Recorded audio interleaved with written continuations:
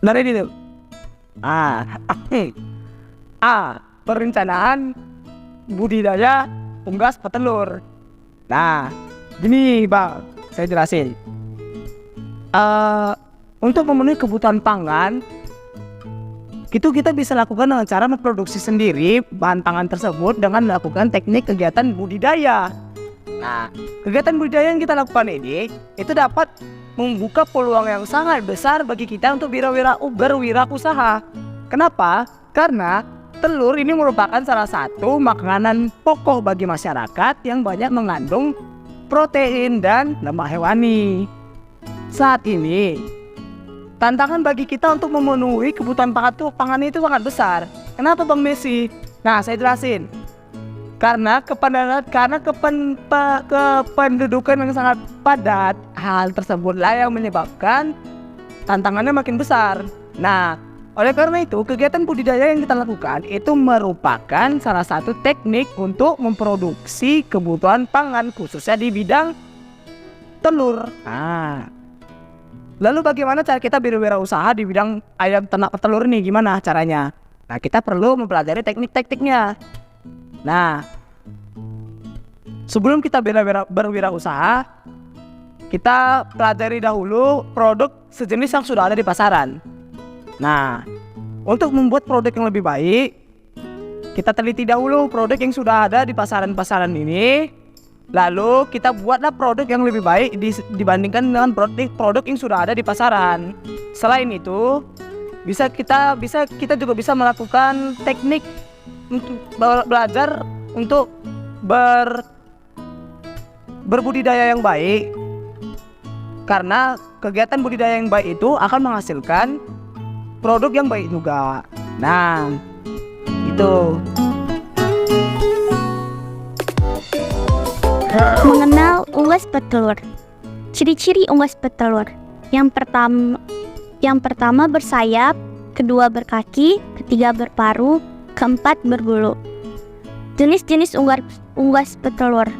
Yang pertama ayam, kedua itik, ketiga bebek atau etok, keempat angsa, kelima burung puyuh.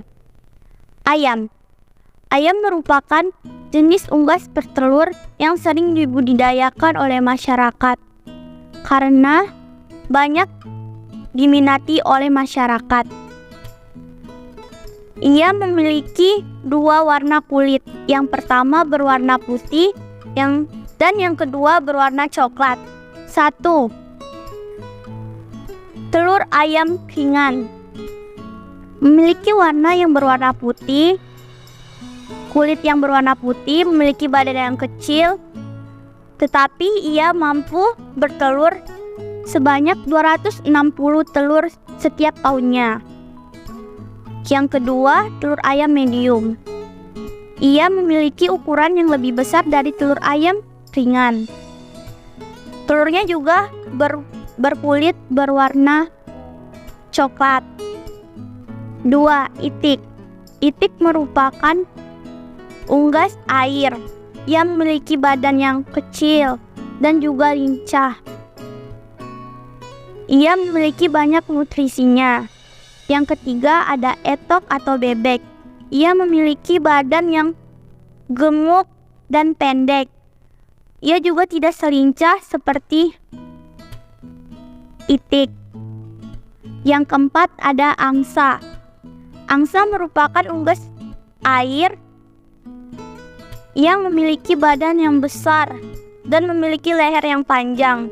Ukuran telurnya juga 3 kali lebih besar dibandingkan telur ayam ataupun telur itik.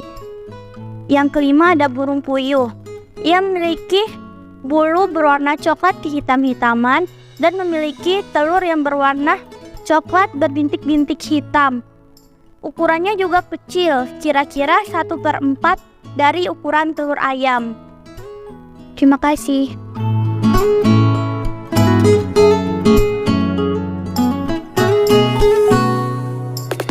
Jadi kesempatan kali ini saya akan membahas tentang produk budidaya unggas petelur. Budidaya ternak unggas petelur merupakan kegiatan untuk menghasilkan produk budidaya ternak berupa petelur. Selain itu, setelah masa bertelur berakhir, maka ayam betina dijadikan ayam petelur. Telur dapat dihasilkan dengan dikonsumsi dengan cara direbus atau digoreng. Jadi STMJ, apa itu STMJ? STMJ adalah singkatan dari susu, telur, madu, jahe, yaitu minuman yang terbuat dari campuran telur, susu, madu, jahe. Telur adalah sumber protein atau lemak yang murah dan mudah didapatkan secara alami. Unggas bertelur hanya untuk berkembang biak. Jadi itu saja kesempatan saya untuk menjelaskan materi ini. Terima kasih. Perencanaan kegiatan budidaya unggas petelur berupa kandang. Kandang adalah tempat tinggal sekaligus tempat berlindung untuk hewan unggas petelur. Memiliki fungsi yaitu 1. Tempat tinggal unggas petelur. 2. Mendapat telur yang lebih bersih. 3. Melindungi kerusakan telur dari hewan unggas lain.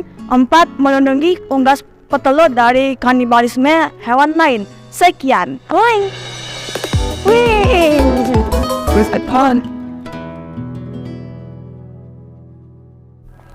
Selanjutnya, saya akan menjelaskan peralatan kandang, bibit, dan pemanas kandang.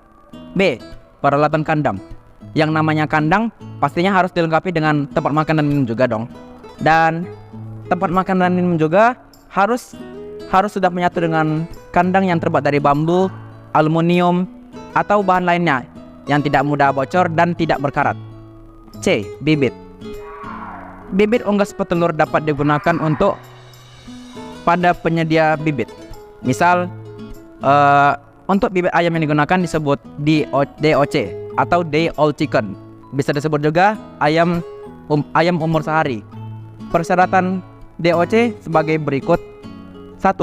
Anak ayam harus berasal dari induk yang sehat. Kedua, bulu ayam harus baik dan penuh serta pertumbuhannya. Ketiga, tidak ada bekas tinja di duburnya. Keempat, berat ayam harus 35 sampai 40 gram. Dan terakhir, tidak ada ukuran normal. Nah ya, ukuran normal. C. D. Pemanas kandang.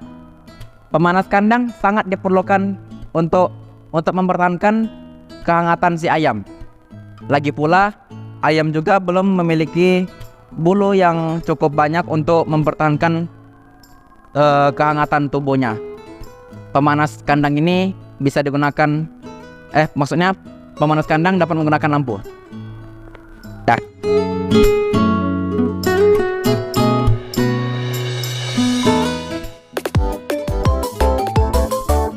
Pakan. Fungsi pakan pada ayam adalah untuk pertumbuhan ukuran dan berat tubuh, produksi bulu dan telur. Pakan adalah campuran dari beberapa bahan baku, baik yang sudah menjadi maupun yang akan dijadikan, dan mengandung zat gizi. Pakan unggas terbuat dari campuran makanan seperti jagung, kedelai, dan gandum. F. Obat-obatan, vitamin, dan hormon pertumbuhan. Obat-obatan diberikan secara dosis pertumbuhan dan serta waktu yang cukup. Vitamin berfungsi untuk pertumbuhan, membantu pertumbuhan dan tumbuh sehat. Hormon pertumbuhan berfungsi untuk mempercepat pertumbuhan secara alami dan tumbuh sehat. G. Peralatan panen. Peralatan panen yang paling umum adalah baskom, ember, dan wadah. Selanjutnya teknik unggas petelur. teknik unggas petelur ini kita akan cari satu contoh lah ya. Contohnya itu adalah ayam petelur. Itu meliputi 3: penyediaan kandang, penyediaan bibit, dan penyediaan pakan. Penyediaan kandang itu buatnya sederhana ya. Seperti ini kandang contohnya. Itu terbuat dari bahan-bahan sederhana. Yang terpenting itu bisa menaruh peternak di dalam dan bisa terjaga dari hujan dan juga harus bersih. Dan juga ternakannya ini, kandangnya ini terbagi menjadi 3, yaitu kandang koloni, kandang postel, dan kandang bateri. Nah, mulai dari DOC sampai ayam petelur 6 bulan, mereka akan ditaruh di kandang koloni sampai akhirnya mereka berumur lebih dari 6 bulan. Mereka akan siap untuk menghasilkan telur dan akan dipindahkan ke kandang bateri. Nah, gini ya contoh-contoh kandang bateri, kandang koloni, dan kandang postal. Selanjutnya itu adalah penyediaan bibit. Nah, penyediaan bibit ini sudah tersedia di tempat penyedia bibit. Tapi untuk mengurangi risiko kematiannya, lebih baiknya kita memakai bibit yang agak besar seperti bibit ayam darah. Bibit ayam darah ini cukup mahal ya, dan lebih mahal dari ayam DOC. Dikarenakan ayam darah ini menghasilkan telur lebih cepat dari DOC. Yang ketiga, penyediaan pakan. Penyediaan pakan yang siap dipakai sudah ada ya di toko, banyak sekitar sini lah ya. Dan juga seperti untuk menghemat biaya, kita juga bisa membuat pakan alternatif yang berbahan jagung atau tepung tulang, atau juga bisa kalian cari di tempat wilayah kalian. Nah, pakan ini terbagi menjadi 2, yaitu pakan DOC dan juga pakan ayam darah. Pakan DOC itu apa bang? Apa itu DOC bang? Itu adalah ayam yang baru lahir berumur 1 hari. Ini contohnya. Nah, ini juga contoh ayam darah. Selanjutnya akan dilanjutkan oleh kawan saya, tidak tahu siapa. Selanjutnya, pemeliharaan. Kegiatan pemeliharaan unggas petelur terdiri atas pemberian pakan, minum, dan pengendalian hama atau penyakit. Pemberian pakan ayam petelur bisa terdiri atas 3 fase, yaitu fase starter umur 0 sampai 4 minggu, fase grower 7 sampai 20 minggu, dan fase layer 21 sampai 80 minggu. Pemberian pakan dapat dilakukan 1 kali sehari. Di bawah ini salah satu contoh kandungan nutrisi pakan ayam petelur siap pakai untuk berbagai umur ayam petelur.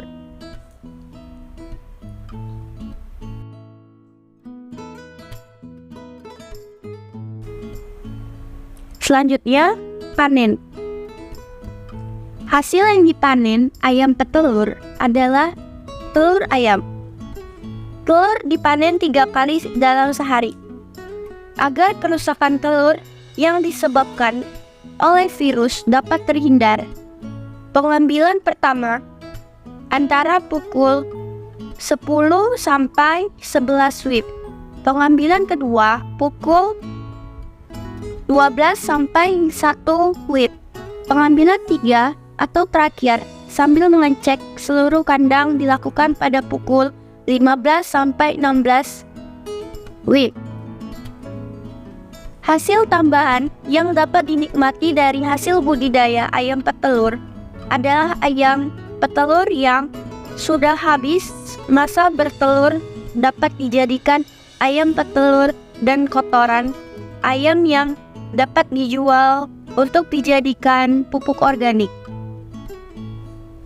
Selanjutnya, pasca panen.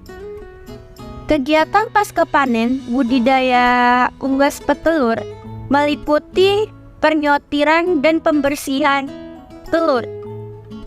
Telur yang telah dikumpulkan langsung disortirkan berdasarkan ukuran dan bentuknya, yaitu telur normal dan abnormal. Telur normal adalah telur oval yang bersih dan kulitnya mulus, serta beratnya 57,6 gram dengan volume sebesar 63 cc.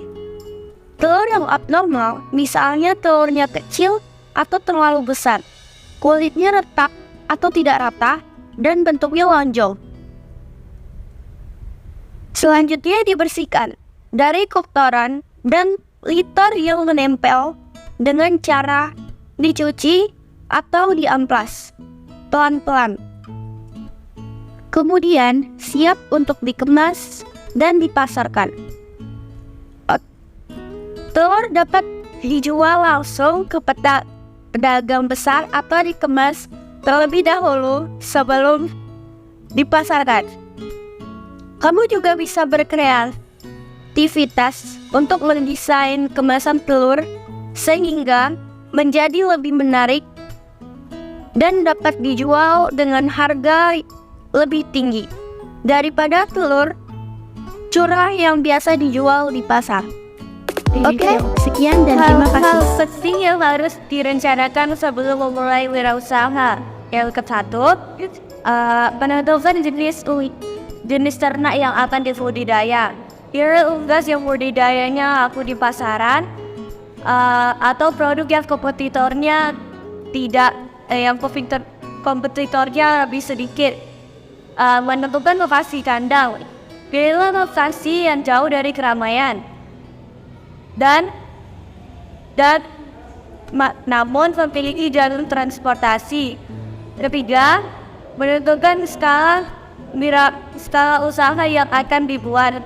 Guna mengurangi resiko, wirausaha dapat dimulai dengan skala usaha yang kecil, sehingga dapat mempelajari beberapa hal sehingga mendapatkan pelajaran dan pedoman, sehingga suatu saat nanti jika suatu nanti ingin memperbesar skala usaha. Terima kasih.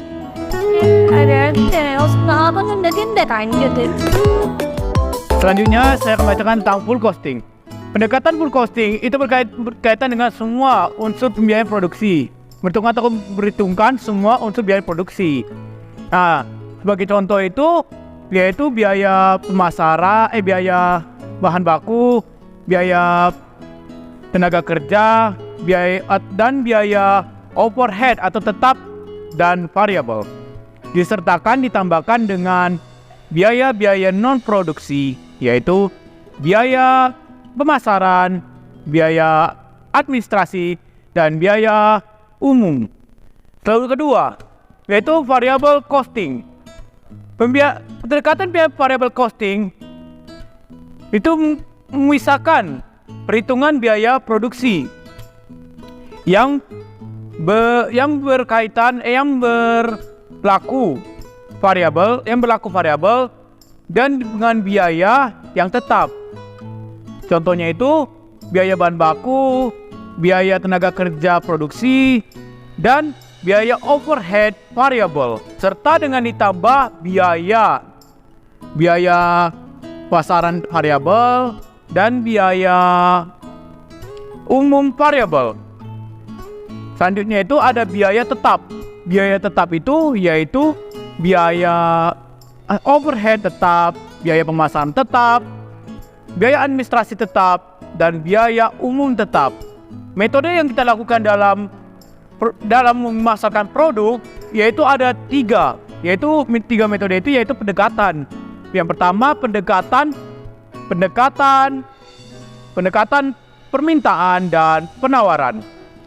Di pendekatan ini yaitu menentukan harga yang seimbang dengan cara menentukan harga produk yang seimbang dengan apa yang kita jualkan, yaitu dengan begitu pembeli dapat membeli barang yang tersebut dan orang produksi dan si produsen itu dapat menerima, dan sehingga apa yang diterimanya itu senilai atau sama dengan nilainya yang dia tawarkan atau yang ditawarkan. Kedua yaitu pendekatan biaya, yaitu dengan menentukan harga dengan cara menghitung nilai pengeluaran produsen yang mendapatkan keuntungan yang kita inginkan dengan maupun baik itu dengan cara market up pricing dan break even analysis. Ketiga, pendekatan market. Pendekatan market itu dengan merumuskan harga produk yang akan jual di pasar dengan menghitung variabel-variabel yang menguasai pasar dan harga seperti situasi dan kondisi